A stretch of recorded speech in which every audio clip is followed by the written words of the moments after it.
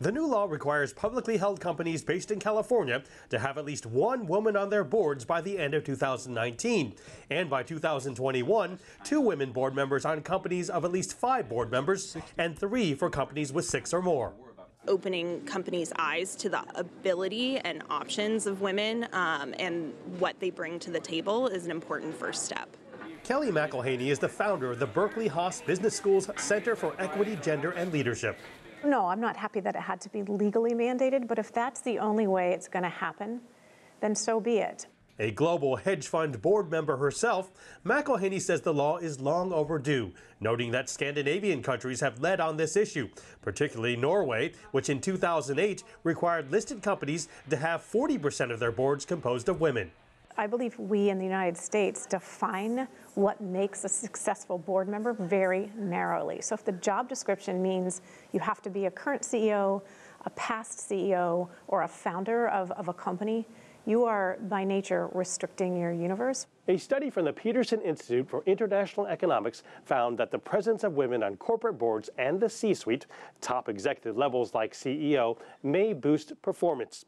It estimated that for profitable firms, a move from no female representation to 30% representation is associated with a 15% increase in net revenue margins. But the California Chamber of Commerce and nearly 30 business groups oppose the state's new requirement, saying if there are no vacancies on the board and the shareholders of the company do not approve additional positions, the company will have to displace an existing board member solely based on gender. Even California Governor Jerry Brown, who signed the bill into law, acknowledged potential flaws.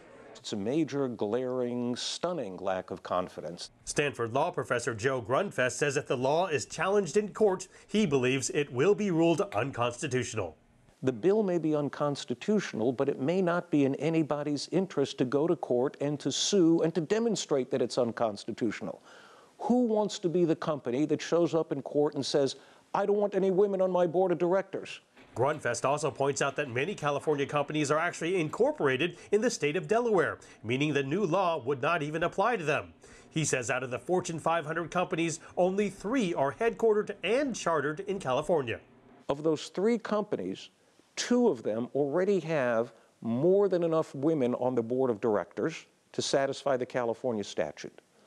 Only 1 company is short of the statutory requirement, and then it's short by only 1 director.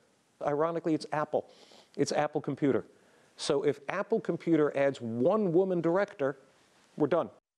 Grunfest believes a better long-term solution is for investors to pressure companies to add more women to their boards by refusing to re-elect current board members if they fail to act. Mark New, CGTN, San Francisco.